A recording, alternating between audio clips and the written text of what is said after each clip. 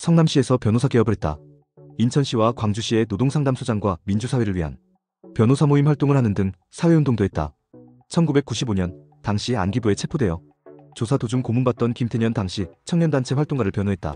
1996년 민주화 운동을 하다 당국에 붙잡혀 수사받던 도중 분신, 자살 기도를 한 경희대학교 학생을 무료로 변론해 주었다. 2000년 의약분업 당시 반대투쟁을 이끌던 성남시 이사회장이자 훗날 민선 8기 성남시장이 되는 신상진을 1심에서 변론했다. 이때 신상진을 의료법 및 공정거래법 위반 혐의로 수사 및 기소해 1심에서 승리를 이끌어낸 수원지방검찰청 성남지청 검사가 다름 아닌 윤석열. 이 재판이 공식적으로 알려진 이재명과 윤석열의 첫 접점이다.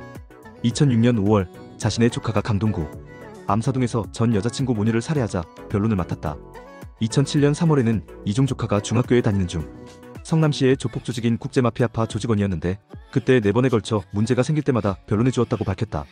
정확히는 국제마피아파 조직원 3명과 조카가 범죄단체 구성으로 인해 기소당했는데 그중 2명의 변호를 맡았다. 이 조카는 위의 살인사건을 저지른 조카와는 다른 조카이다. 2007년 8월 성남전 동거녀 살인사건에서도 변호를 맡았다. 해당 사건에서 이재명 변호사가 항소를 제기했으나 기각되고 범인의 형기는 감형되지 않은 채 징역 15년형을 선고받았다. 2010년 이명박 전 대통령이 독도와 관련해 일본 외무성 측에 지금은 곤란하다, 조금만 기다려달라고 말했다고 요미우리 신문이 보도하자 발언에 대한 해명을 요구하며 청와대 앞에서 집회를 벌이다 체포된 대학생 7명에게 수사 대응 방법을 알려주며 마음의 준비를 하라고 당부했다. 2004년 3월 성남시립병원 설립운동을 하던 중 변호사로서의 개입에 한계를 느끼고 정계 입문을 결심하게 되었다.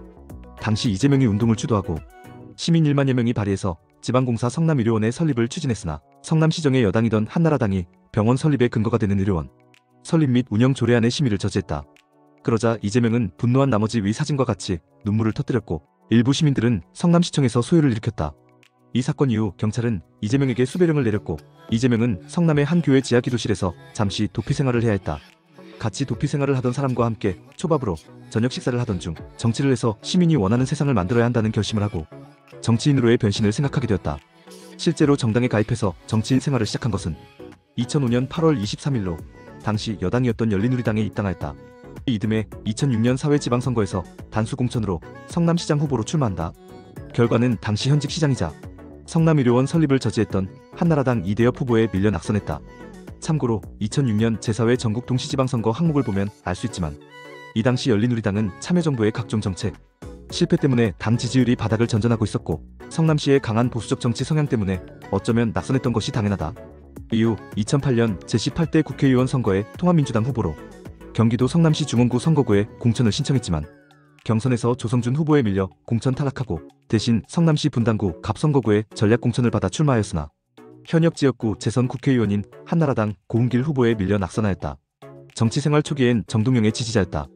그것도 정동영과 통하는 사람들 일명 정통들의 대표로 선발되어 탄두리로 활동하였으며 그 모습이 뉴스에 나오거나 인터뷰로 다뤄지기도 했다.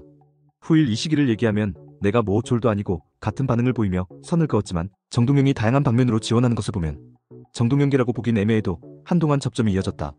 이 당시에 이재명을 서술한 2017년의 커뮤니티 글 시기는 명확하진 않으나 정세균 아래에서 민주당 경기동부 지역 책임자로 활동했다고도 한다. 이 때문에 한동안 정세균계 정치인으로 분류됐다. 당신의 생각을 댓글로 남겨주세요. 영상이 도움되셨다면 구독과 좋아요